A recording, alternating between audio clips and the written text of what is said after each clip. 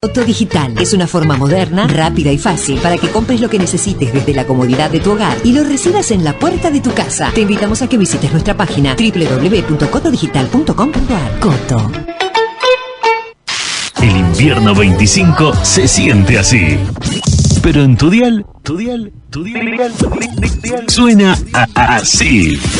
AM 1010, Onda Latina. Invierno 25. No te quedes congelado. Envíanos tu mensaje vía WhatsApp 1141 99 53 46. Invierno 25 en contacto. Volvemos a nuestra programación habitual. Volvemos a Onda Latina. Fin de espacio publicitario.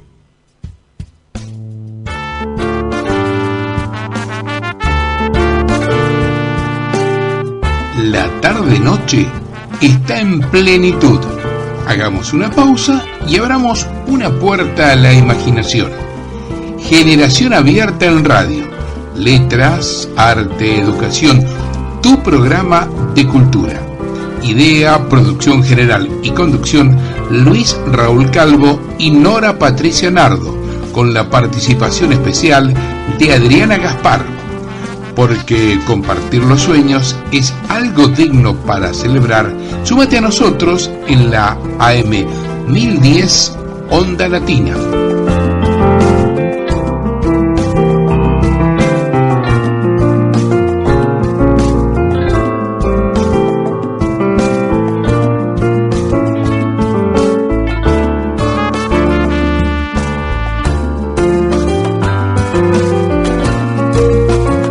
Acabamos de escuchar fragmentos de la versión instrumental de la canción de Los Primeros Amores de Luis Raúl Calvo con el acompañamiento musical del maestro Oscar La Higuera. Ya está funcionando Tumo en la ciudad de Buenos Aires. Es el primer centro de creadores de Latinoamérica para chicos de 12 a 18 años, con espacios de autoaprendizaje divididos en 8 disciplinas para desarrollar habilidades tecnológicas y creativas. Conoce más en tumo.ar, Buenos Aires Ciudad.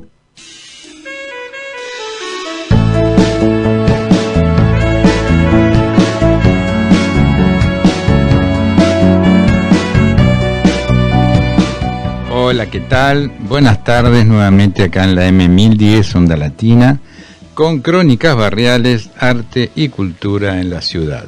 Nos acompaña en la operación técnica Fabricio Guerrero, nuestros teléfonos 4372-2841, 4372-3061.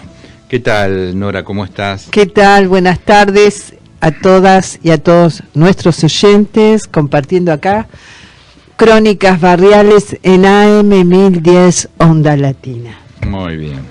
Bueno, primero que vamos a hacer es convocar e invitar a nuestras y nuestros oyentes, porque el martes 16 de septiembre vamos a realizar nuestro encuentro número 759 de la Liberty Café Espacio de Arte, que estamos llevando a cabo en el bar notable La Dama de Bollini, que está ubicado en el pasaje Bollini 2281 y Pacheco de Melo, Ciudad Autónoma de Buenos Aires, atrás justamente del Hospital Rivadavia.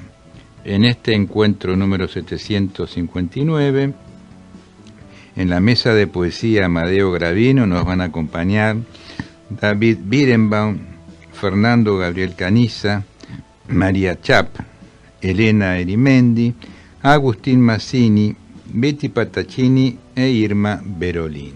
Sí, y tenemos también la presentación de la revista Generación Abierta, su número 79. Versión impresa. Versión impresa con muchas novedades al respecto, ¿no? Porque es otro formato, con otra diagramación muy bella.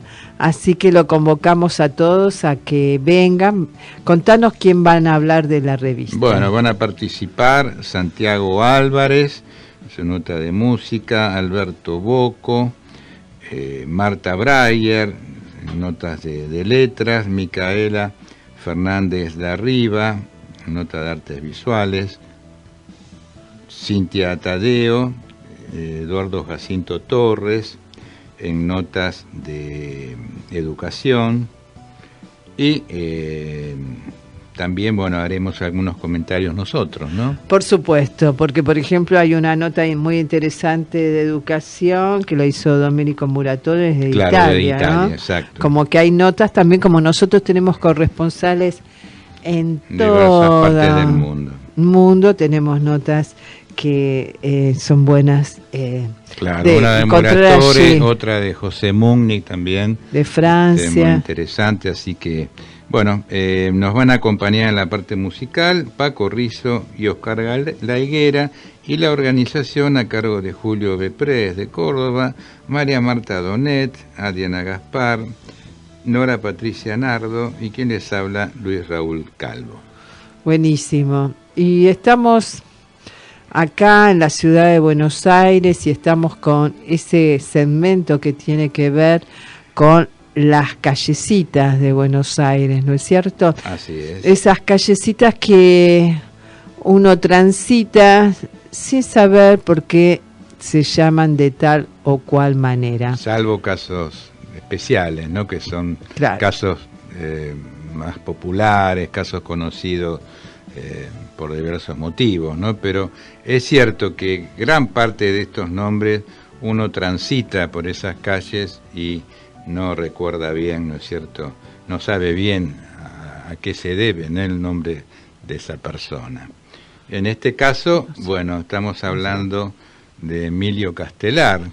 Sí, Ripoll, que nació en Cádiz en 1832 y falleció en Murcia en 1899, político español, último presidente de la Primera República, redactor del Tribuno en 1854, la Soberanía Nacional en 1855 y la Discusión en 1856 hasta el 64.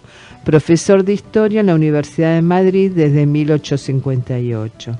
Su franca oposición al gobierno de la reina Isabel II, manifestada a través del periódico antidinástico, por él fundado y dirigido en 1864. La democracia le costó, se llamaba La Democracia, le costó su cátedra. Sí, muy fuerte como esto que viene a continuación, ¿no? En 1865 fue condenado a muerte, pero logró huir al extranjero y permaneció en París hasta la Revolución de 1868. Vuelto a la patria, se convirtió en jefe del Partido Republicano, opuesto a los generales Serrano y Prim, quienes pretendían establecer la monarquía constitucional, y al duque Amadeo I de Saboya, que ocupó el trono de España durante 3 años. Bueno, fue ministro de Negocios Extranjeros tras la abdicación de este presidente de las Cortes, y luego de la República en 1873 vio disminuida paulativamente su influencia y abandonó el poder al año siguiente. A fines de 1874 era elegido por rey Alfonso XII. Castelar, quien hasta entonces había pensado en establecer junto con el jefe del Partido Liberal, Sagasta, un régimen republicano de carácter conservador, se opuso inicialmente a la monarquía, pero al cabo de varios años se reconcilió con el nuevo orden de las cosas. Tras estudiar Derecho y Filosofía en la Universidad de Madrid, Emilio Castelar obtuvo una cátedra de Historia Filosófica y Crítica de España en 1858 y se dedicó a la lucha política, canalizada a través del periodismo. Pasó por varios periódicos hasta fundar el suyo propio en 1864, llamado La Democracia. Defendía un republicanismo democrático y liberal que le enfrentaba a la tendencia más socializante de Francesco Pi y Margall. Participó en la Revolución de 1868 que destronó a Isabel II, pero no consiguió que condujera a la proclamación de la República. Fue diputado en las inmediatas Cortes Constituyentes, en las que se destacó por su capacidad oratoria, especialmente a raíz de su defensa de la libertad de cultos. Siguió defendiendo la opción republicana dentro y fuera de las Cortes hasta la abdicación de Amadeo de Saboya, que provocó la proclamación de la República en 1873. Su oratoria ampulosa y arrogante y el movimiento y el ritmo musical de su prosa hicieron de Emilio Castelar el tribuno español más ilustre del siglo XIX. Por otra parte, su temperamento abierto y pronto al entusiasmo y la influencia que recibió del grupo krausista de Llenar de los Ríos, en el que se había formado espiritualmente, le convirtieron en una personalidad eminente en el campo de la filosofía, la historia, la literatura y el arte, y en uno de los hombres más interesantes de la época. Fue intensamente religioso y aun cuando racionalista, se mantuvo siempre cristiano. Tampoco su carácter europeo hizo disminuir un ápice su españolismo. Bueno, Castelar poseyó una excepcional capacidad de trabajo, incluso durante su fecunda vejez. Se integraba por espacio de hasta 8 o 10 horas diarias a la composición de obras diversas de historia, filosofía, narrativa y viajes, y a la colaboración en revistas nacionales y extranjeras. Merece citarse La civilización en los 5 primeros siglos del cristianismo, 1859-1862, Crónica de la Guerra de África, Retratos históricos, Galería histórica de mujeres célebres, 8 volúmenes, y entre las obras narrativas, Ernesto, 1855, La hermana de la caridad, 1857, y El suspiro del Moro, 1885. Son muy interesantes los libros escritos sobre temas italianos durante los viajes y el destierro, como Recuerdos de Italia y el dedicado al pintor Fra Filippo Lippi. Así es. Bueno, aquellos que vayan por el barrio de Vélez Sarsfield y vean el nombre Castelar ya sabrán que nos estamos refiriendo a esta personalidad de la cual acabamos de describir algunos detalles de su vida, ¿no? Yo cuando vos hablaste de Burgos, este escritor de Castelar, sí, me di cuenta que estaba en el barrio de Vélez Sarsfield, ¿no es cierto? Exactamente. Entonces busqué dónde estaba el barrio, porque si bien sé por el club Vélez Sarsfield, dice, es un barrio del oeste de la ciudad, en la Comuna 10, en que se independizó de Floresta en 1910 y lleva el nombre de Dalmacio Vélez Sarsfield, es jurista autor del Código Civil argentino, y el club de fútbol, Club Atlético Vélez Sarsfield, fundado en el mismo año y con sede en el barrio de Liniers, conocido popularmente como el Fortín, y con su estadio el José Amalfitani. Bueno, un poquito para saber dónde está este barrio, ¿no? Que las avenidas más importantes son Avenida Segurola, Juan Agustín García, López de Vega, Juan B. Justo, Avenida del Corro Medina, Avenida Juan Bautista Alberdi y Mariano Costa. Se encuentra en el sudoeste de la ciudad de Buenos Aires. Sí, claro, confluyen con Villaluro, como decías vos, con Liniers, ¿no? Toda esa zona, algunas de las cuales nosotros hemos transitado cuando íbamos a las escuelas de arte, ¿no? Ahí en López de Vega, cerca de López de Vega y Juan B. Justo, ¿no? Exacto. Bueno, vamos a ir al primer tema musical. Nos sigue acompañando la cantautora colombiana tan talentosa Marta Gómez. Vamos a escucharla en este tema que se llama Tierra tan solo. Adelante, Fabricio.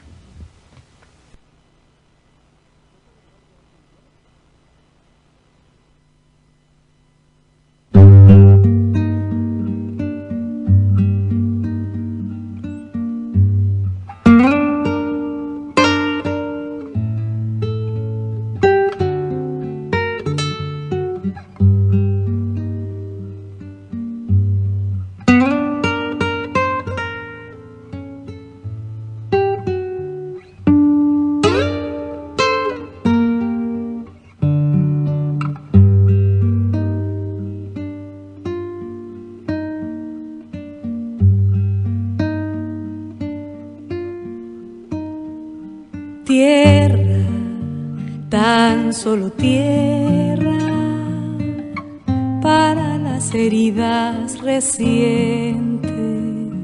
Tierra, tan solo tierra, para el húmedo pensamiento.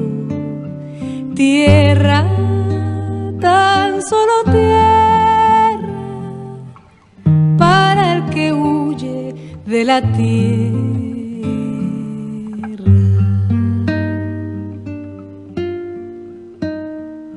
tierra, tan solo tierra, tierra desnuda y alegre, tierra, tan solo tierra, tierra que ya no se mueve, tierra, tan solo tierra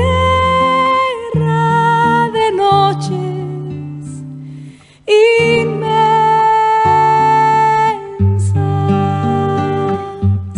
No es la ceniza en vilo de las cosas quemadas lo que yo vengo buscando, es tierra.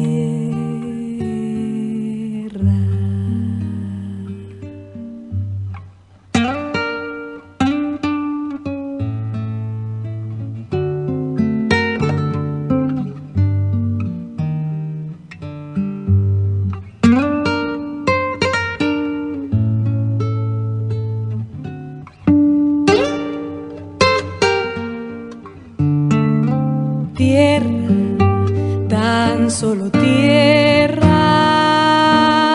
tierra desnuda y alegre, tierra, tan solo tierra, tierra que ya no se mueve, tierra, tan solo tierra de noches inmensas.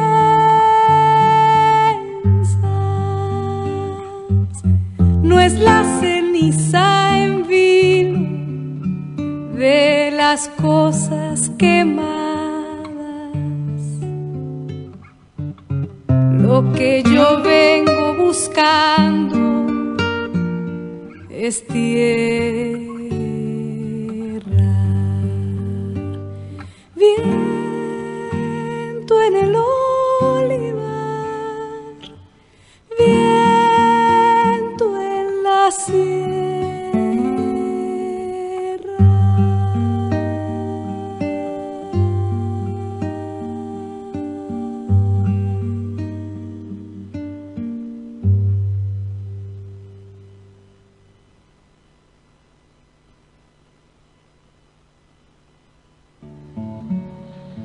Artes visuales, vanguardias y colectivos artísticos.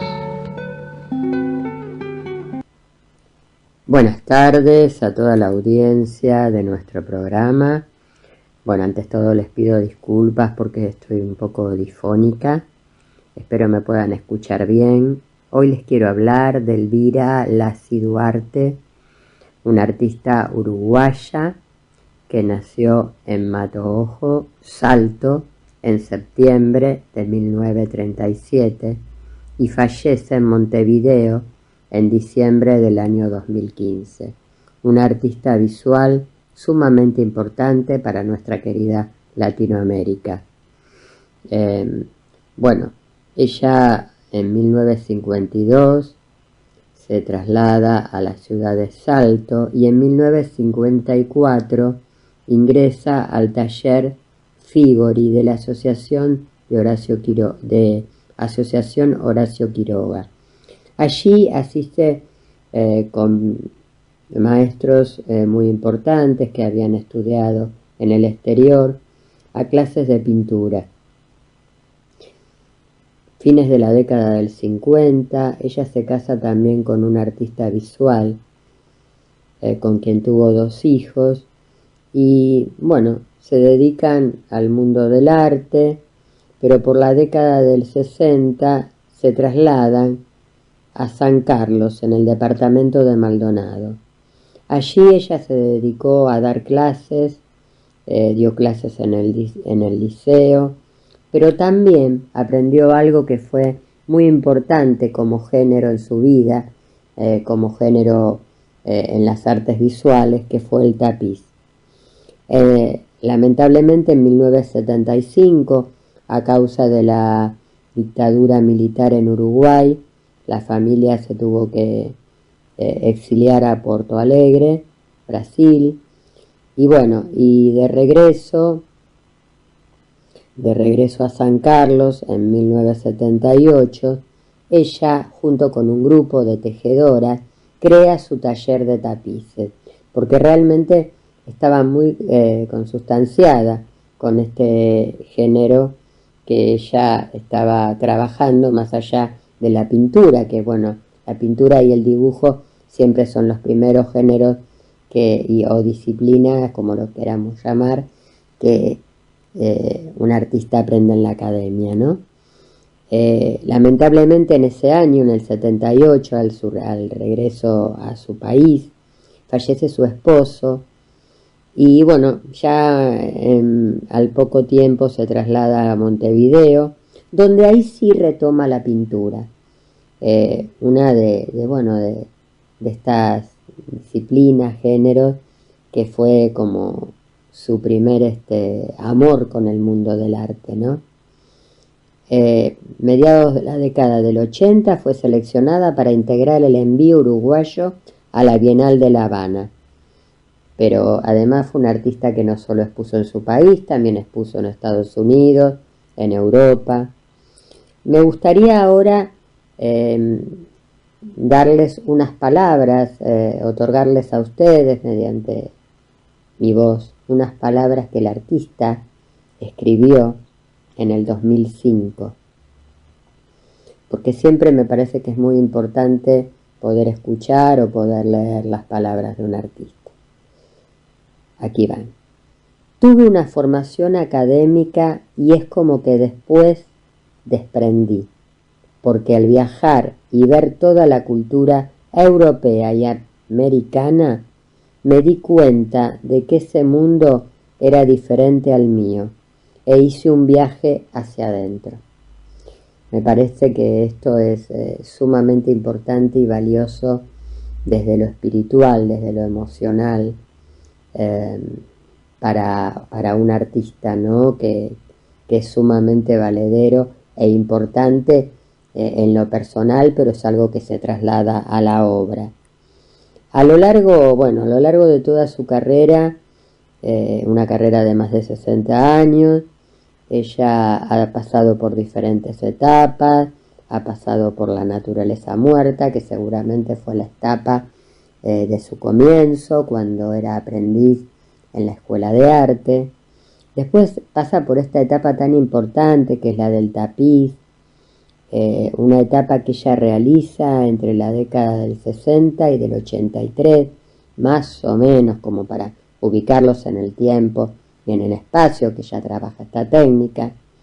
Y allí coincide también con este trabajo de experiencias textiles, experimentales. Podemos decir que es una artista muy de vanguardia, ¿no? En el arte textil, una mujer que trabaja el arte textil de manera profesional, en su ámbito profesional como artista. Allí trabaja técnicas y experiencias experimentales como las lilébulas, las mantis y objetos que realizó con materiales quizás menos tradicionales.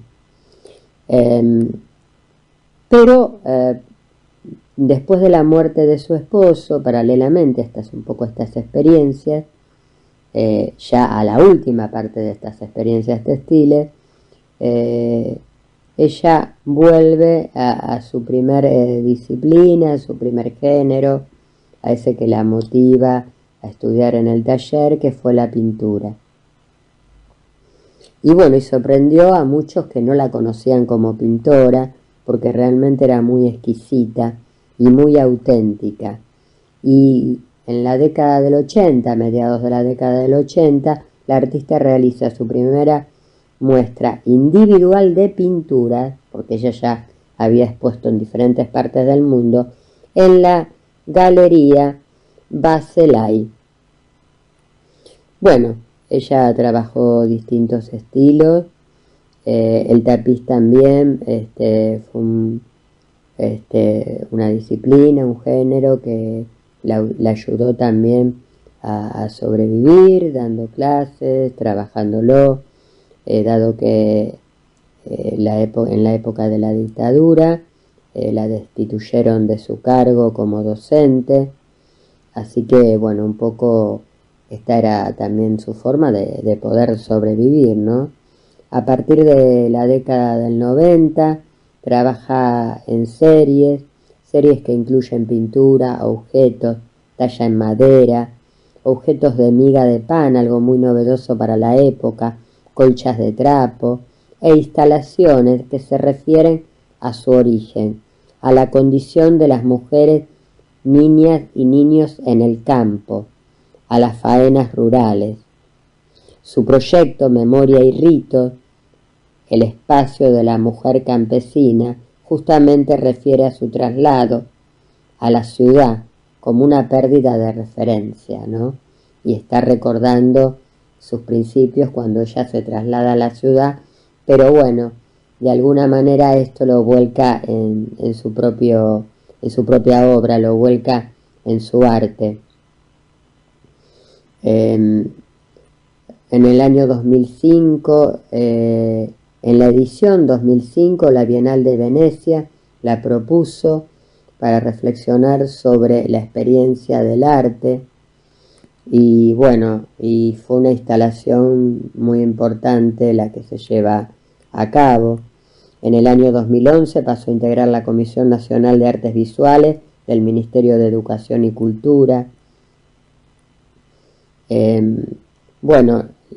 Según Cristina Baucero, la obra de Lacy Duarte está profundamente relacionada con su historia personal y no se puede desvincular su trabajo de su recorrido vital. Los primeros años en su ciudad natal, en medio del campo, del interior de su país, y con su familia de origen humilde, marcaron lo que luego se transformó en un lenguaje visual con gran expresividad. Esto lo dice Cristina Baucero, y bueno, y me parece que es sumamente importante porque es lo que nos está marcando la obra del artista. Un lenguaje conectado con su ser mujer, pero también conectado con sus raíces del campo, en las que muchas veces se expresó a manera de denuncia a través, de ese compromiso social y político que a ella la acompañó toda la vida, hizo que se tuviera que exiliar en la época de la última dictadura de Uruguay, de su país natal. Así que bueno, me pareció importante dejarles esta semblanza de esta artista uruguaya tan importante no solo para su país, sino para Latinoamérica. Y con esto me despido, hasta la próxima semana.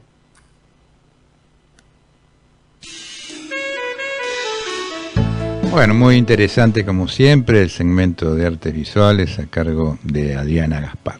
Y volvemos a la música con Marta Gómez. Adelante, Fabricio.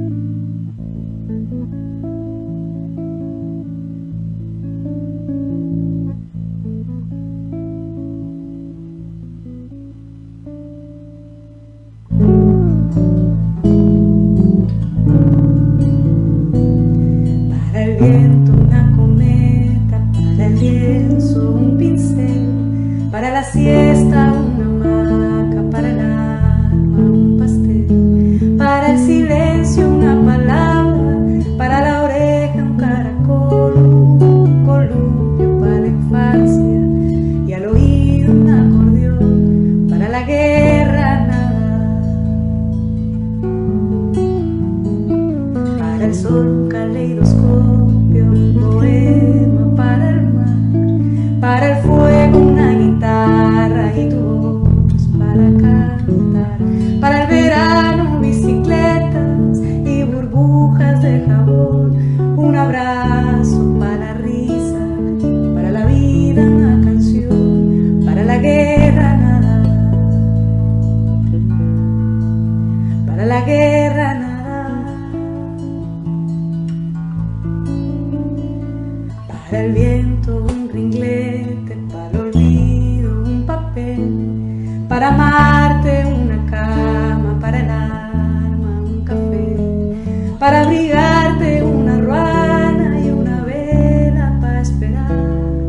un trompo para la infancia y una cuerda para saltar, para la guerra nada,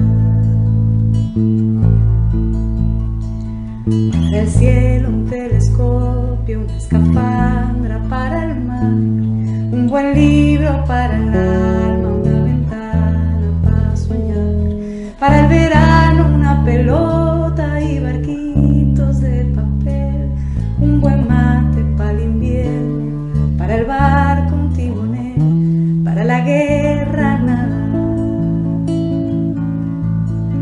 para la guerra nada, para la guerra nada.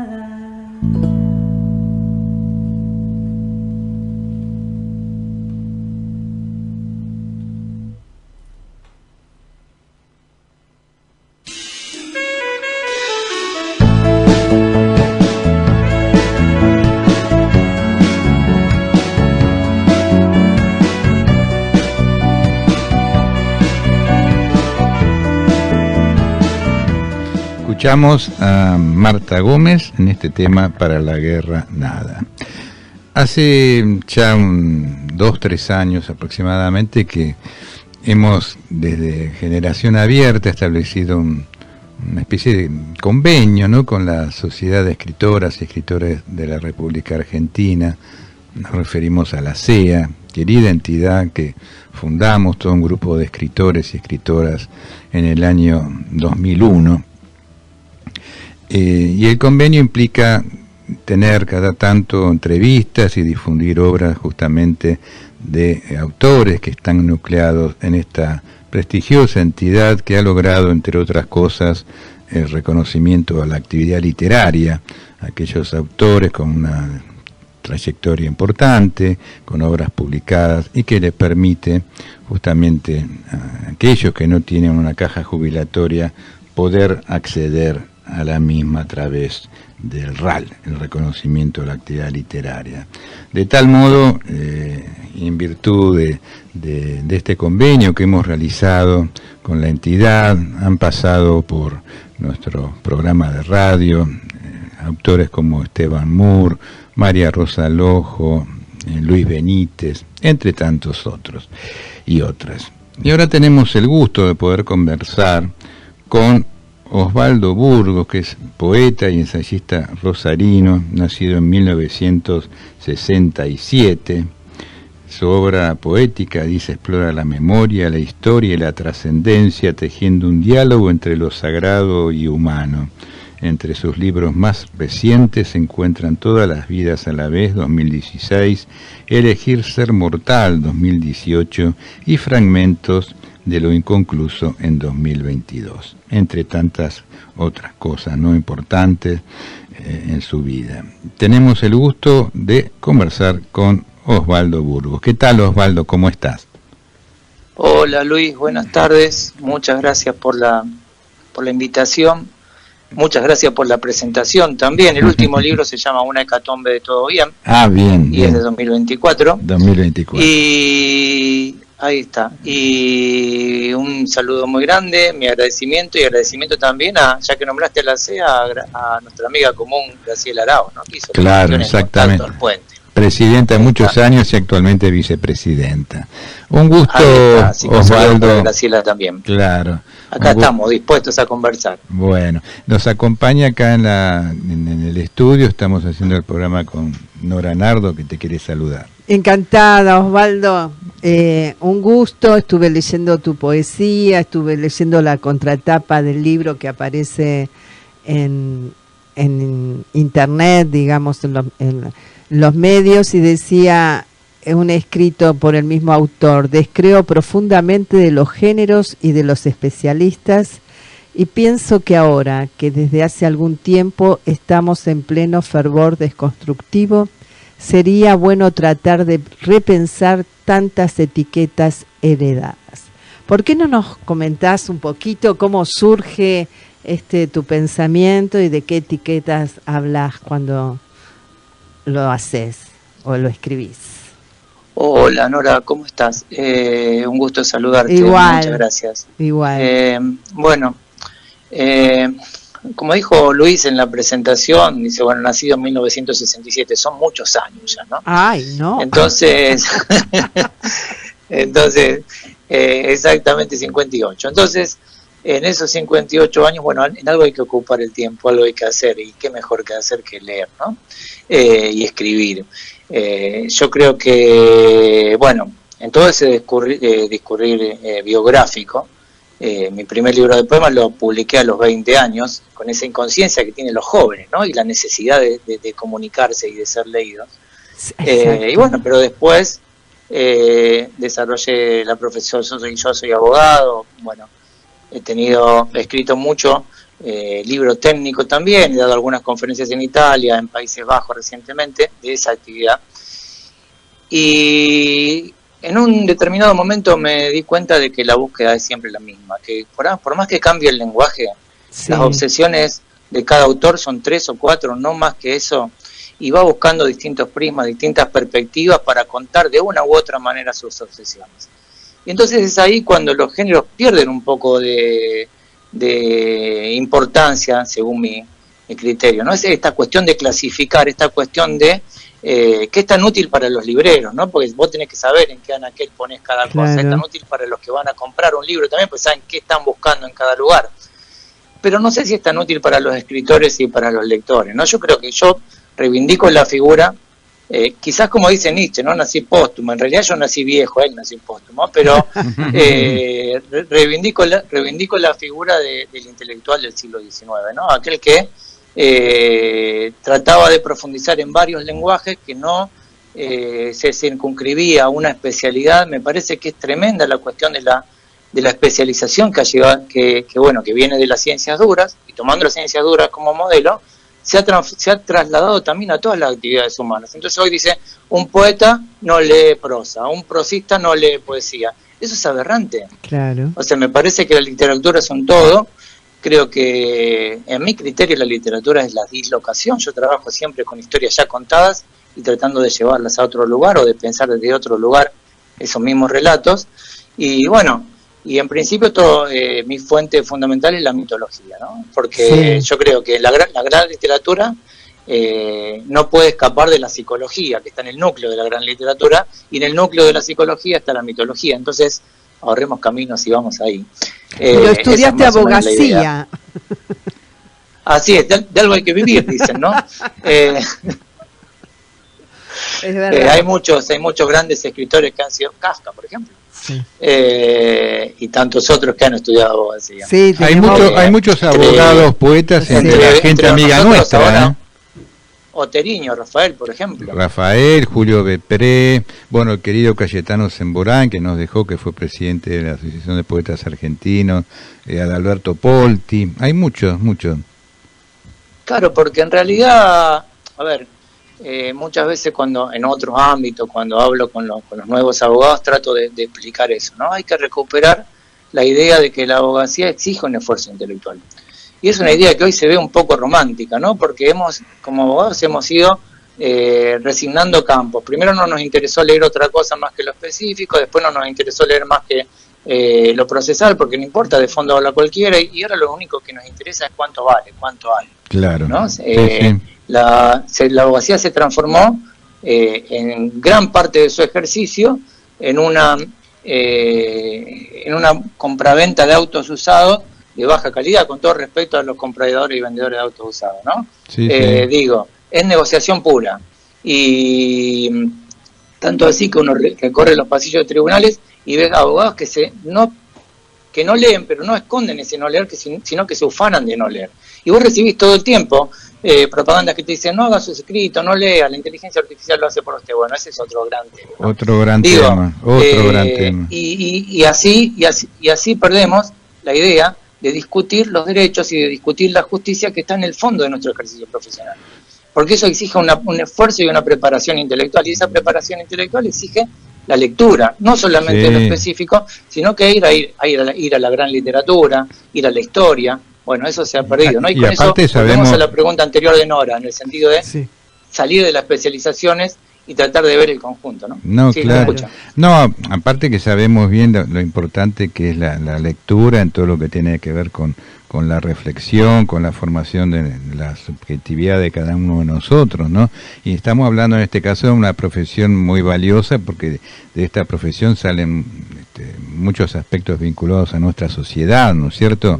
Entonces esto que decías vos, no, ahora está la inteligencia artificial, que se dedique ella, es realmente todo un tema para debatir. Pero hoy vamos a charlar sobre poesía, otro día si querés te llamamos y charlamos sobre ese tema. Vos comentabas que a los 20 años comenzaste a publicar.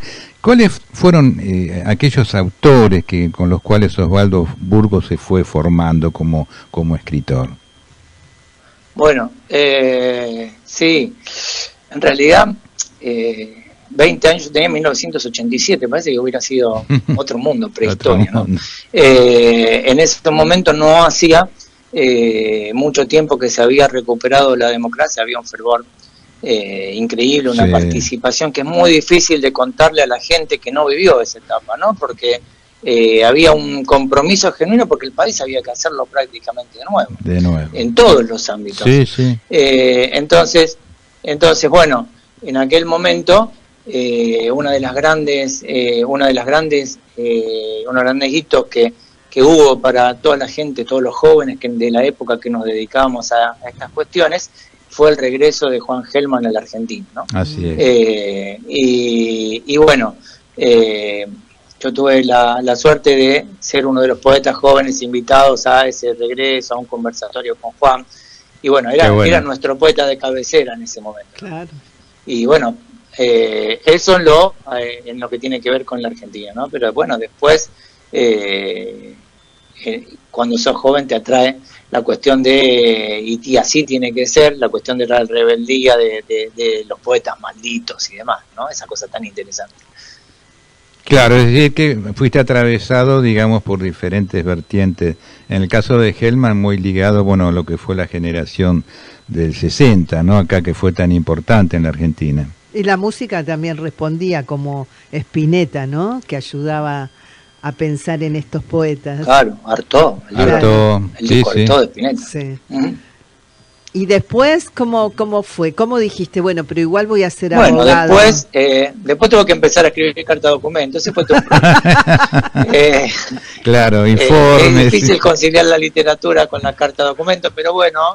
Y con la mitología. De la carta documento pasé a los libros jurídicos, y de los libros jurídicos, como empecé a trabajar con una teoría jurídica muy particular, que es la idea del derecho como promesa y no como sanción, entonces en algún momento vi la necesidad de sustentar con teoría filosófica todo lo que estaba diciendo desde el derecho, y me puse a estudiar filosofía. Bueno, después estudié filosofía, hice esa carrera también, y a partir de ahí, bueno, me fui dedicando cada vez más desde la lectura de los griegos, desde que cursás por primera vez filosofía antigua, el paso hacia la mitología es casi inevitable, ¿no? Desde leer Platón y después discutir a Platón, que Platón iba en contra de los poetas, pero fue el más poeta de los filósofos, ¿no? Porque fue un gran creador de mitos. Claro. Escúchame, Osvaldo, el tiempo apremia, entonces nos gustaría que nuestros oyentes, nuestras oyentes, puedan escuchar algo de tu poesía. ¿Es posible? Dale. Adelante. No sé cuánto tenemos, 5 minutos. ¿Tenemos 5 minutos? Sí, fíjate algunos poemas que no sean demasiado extensos, y puedes leer más de uno, ¿eh? No, yo tengo lo que quiero leer, si vos me lo permitís, tengo un libro inédito que se llama Danzar en Círculo. Ah, bueno. Una genealogía mítica de la perplejidad, y es un libro que es un gran poema largo. Entonces yo te leo 5 minutos de eso, un par o un fragmento. Dale, adelante. Bueno, esto atraviesa distintas mitologías, y en la parte de la mitología griega el capítulo se llama Cauces del Egeo. Y el texto dice así: Pandora, un bot en las edades hesíacas. Que no te haga perder la cabeza una mujer de trasero emperifollado que susurre requiebros mientras busca tu granero. La advertencia de Hesíodo a su hermano Perses, que le había robado su parte de la herencia paterna, es clara. Está expresada así, literalmente, en Trabajos y Días. Al principio fue el verbo, y el verbo era el mito de Pandora. Te alegras de que me has robado el fuego y has conseguido engañar mi inteligencia. Enorme desgracia para ti en particular y para los hombres futuros. Zeus bramó, y su ira estremeció la tierra, agitó los mares, hizo temblar el cielo. Luego ordenó a Hefesto amasar una figura de barro, infundirle un hálito de vida o una voz sensual. Construir un bot. Quiero que sea la doncella más encantadora que ojos mortales hayan visto nunca. Encantar es hechizar con cantos, pasión y percepción acústica. ¿Cómo era? ¿Como Hestia? ¿Como Deméter? ¿Como la dama del crisantemo que admiraban los caballeros chinos después de la tercera copa? ¿Como Satyavati despojada de su pútrido olor? ¿Como Isis? Como todas ellas, que no son más que una, y aún así, sin inmanencias. Nombrar es inscribir en la letra. Inscribir en la letra es circunscribir, alindar. Los lindes, las encrucijadas, solían señalarse en Grecia con figuras de Hermes, el enviado de Zeus, y un falo erecto en su base. Hera, Hestia, Deméter, Juanchín, Satyavati, Isis, son formas que pueden ser nombradas, delimitadas, territorios marcados. Quien nombra a diferencia es Cinde, bordea y resalta lo que calla. Todo sonido y toda cosa viviente contiene la totalidad del mundo, escribe George Steiner, gran lector de Borges. No en vano, en la danza del Aleph y el arquetipo, la esfinge Elón obliga a Edipo a decir su nombre. Edipo es el primer filósofo, explica Jean-Joseph Gueux. Cloyard, Arthur Rimbaud se abraza a su botella de absenta bajo un puente mugriento de París. Yo es otro. El dios salvado de las hambres de Cronos, el del rayo y la égida, rodeó 7 veces el Olimpo hasta que encontró a Atenea, su hija más querida, la unigénita, a Hermes, su mensajero, y a Afrodita. Lo llevaban las furias, las erinias. Vos, vestila con los encajes más finos y enseñala a tejerlos. Vos ocupate de que tenga una mente cínica y un carácter voluble, y vos hacé que sus requiebros y su trayecto emprifollado sean imposibles de resistir. Las divinas gracias y la augusta persuasión le colocaron dorados collares y las horas de hermosos cabellos la coronaron con flores. Por cada deidad, un don. Así viajó Pandora a su boda, de la mano del mismo Hermes, cruzó las puertas de la tierra. Hesíodo escribía en Ascra, una mísera aldea, mala en invierno, penosa en verano y nunca agradable, en la que una vez se asentó su padre y el de Perses, escapando de la pobreza al pie del monte Helicón. Al pie del monte Olimpo, Prometeo reunió a sus hermanos. Estamos en guerra con los dioses. Si algo les cae del cielo, devuélvanlo. Todos aceptaron, acordaron, prometieron, pero Pandora ya estaba en viaje. Iba hacia el embeleso de Epimeteo, uno de los reunidos ahí. Etimológicamente, Epimeteo es pensamiento posterior, y el nombre, aquí digno arquetipo de la cosa, alude a un hombre irreflexivo, a uno que actúa sin pensar. Si hay que creer la versión de Hesíodo, Pandora tenía una enorme jarra de males que abrió ante la obnubilación del imprudente. Y al abrirla, los males se esparcieron por el mundo. Enfermedades, inquietudes, fatiga. La tapa cayó al suelo, pero bajo los bordes de la jarra había quedado aprisionada la espera. ¿O era la esperanza? Y si era la esperanza, ¿qué hacía ahí? ¿Es un mal? El peor de todos. Anota quien espera en sus ansias a la que no llegará, Lugo, Andrea, Salomeo, Cosima, Wagner. Porque hace mansos a los hombres que debieran rebelarse y perpetúa lo injusto. Qué bueno. Qué interesante, Sí. Realmente cómo podés poéticamente graficar un poco aquel tema, ¿no? De la caja de Pandora, el sufrimiento de la condición humana, la esperanza también, ¿no? Que quedaba dentro de la caja, ¿no? Como posibilidad, claro, ¿no? Del hombre y de la mujer, ¿no? De salir adelante, ¿no? Claro, la cuestión de la traducción también, porque algunas traducciones dicen que era la espera, no la esperanza. Sí. Esa es una discusión interminable e imposible decidir y entre queda los abierto, ¿no? especialistas. Y bueno, volvemos abierto. a la primera pregunta. No es nuestro tema la especialización, que quede abierta. Claro. La literatura está... Es un poco la literatura es de abrir. Variedad de versiones, ¿no? Claro. Digo, ¿cómo se puede enseñar tanto, no? También a través de un poema, porque, digamos, es poema, pero es didáctico.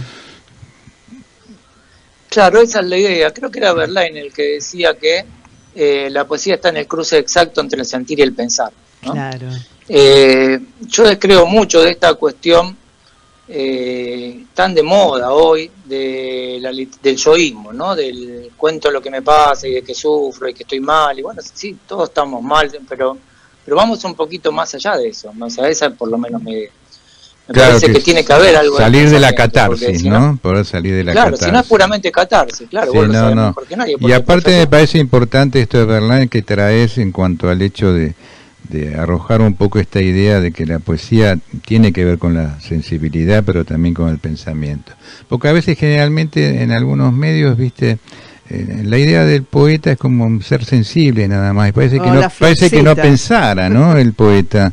Y piensa tanto, y bien digo, ¿no? Que también es bueno ponerlo en la palestra esto, ¿no? ¿Qué opinas vos, Osvaldo? Yo creo que hay que recuperar la idea del pensamiento para la literatura. Para la literatura es reflexión, claro. Más en estos tiempos, ¿no? Sí, sí. Más en estos tiempos, porque yo te escuchaba en una de las veces que hablaste en esta charla que estamos teniendo, y recordaba a Heidegger. Heidegger escribió hace 80 años. Heidegger diferenciaba entre el pensar calculante y el pensar reflexivo, ¿no? Y decía, hace 80 años escribió, el día que el pensar calculante ocupe todo, que no haya más que pensar calculante, en ese día ya no va a haber más humanidad. Y ahí estamos parados. Claro. Es increíble. Sí, y me parece que la literatura es el camino, que la poesía fundamentalmente es el camino para recuperar el pensar reflexivo. Y no tenemos que regalar tan livianamente ese camino, a veces por comodidad, a veces por deseo de catarsis, como por necesidad, pero mejor dicho, de catarsis, como vos dijiste antes. Claro que sí. Me parece que es recuperar el pensamiento reflexivo desde la literatura. Bueno, nos tenemos que ir cerrando porque nos queda un minutito, pero Osvaldo, nos gustaría en algún momento poder retomar esta charla con vos y seguir conversando sobre estos temas tan tangentes que tienen que ver con el arte, la poesía y también con un poco lo que trajiste vos de la inteligencia artificial, que es un tema que acá lo empezamos a desmenuzar un poco y nos gusta poder charlarlo con poetas, con pensadores. ¿Te parece bien? Me parece, yo te escucho muy poco porque a veces se corta la comunicación. Creo que más o menos entendí. Yo fui a presentar hace muy poco a la Corte Penal Internacional un trabajo sobre justamente la idea de la necesidad de regular urgentemente la inteligencia artificial y dejar de la fascinación de lado, ¿no? El peligro para el pensamiento que está creo que va por ahí. Déjame para terminar, si me permite un segundito, invitar a la gente a las redes, a seguirnos. Yo tengo un proyecto que se llama Un Mito en un Minuto y lo comparto tanto en TikTok como en Instagram como en YouTube. Es Anábasis, que se escribe canal, en los 3 lados es Anábasis, es como el libro de Jenofonte, La expedición de los 10.000, Anábasis, así, con B larga obviamente y con acento en Anábasis, ¿no? En TikTok es @Anbasis8, en Instagram es @AnabasisRosario, en YouTube es @Anábasis123, pero el canal es Anábasis y la imagen es una biblioteca destruida, bombardeada, y un señor con un piloto mirando esa biblioteca ya inexistente. Así que, si quieren seguir en las redes, podemos seguir en contacto por ahí, con esta cuestión de contar un mito en un minuto y hacerlo con esta idea también que tanto reivindica Clement Rosset, un gran filósofo que yo tomo como base, que es la idea de no hay alegría sin saber y no hay saber sin alegría. ¿Quién te dijo que el conocimiento tiene que ser sufrimiento? Salgamos un poco de Platón. Así que bueno, ahí estamos. Bueno, Osvaldo, un gusto realmente. Saludos a los amigos de Rosario, que el otro día charlamos un poquito antes de este programa. Y bueno, y seguimos el contacto. Se cortó. Bueno, hola. ¿Se cortó? Por ahí se hizo un silencio, supongo que tengo que saludar. Se está cortándose. Sí, se está cortando. Le agradezco mucho. No, se le han dado los saludos a los amigos acá. Bueno. Y les agradezco mucho el llamado. No, al contrario. Vuelvo a darle un saludo a Graciela. Gracias a vos. Amiga común. Y un abrazo para ustedes. Un gran abrazo, Osvaldo. A disposición cuando quieran. Acá también. Bárbaro. Un gran abrazo. Chau.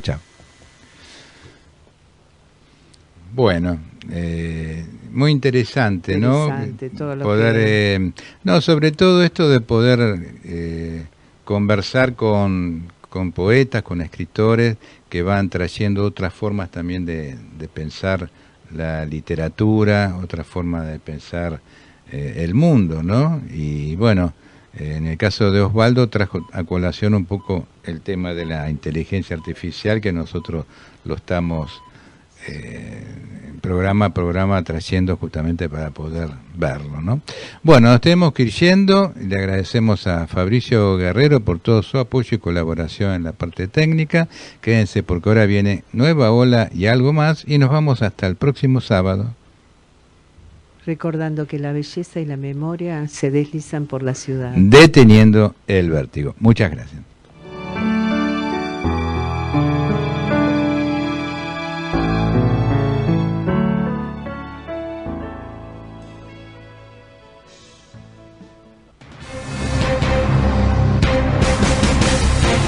Desde la Ciudad Autónoma de Buenos Aires transmite AM 1010 Onda Latina. Sonido e imagen hacia los 4 puntos cardinales del planeta Tierra.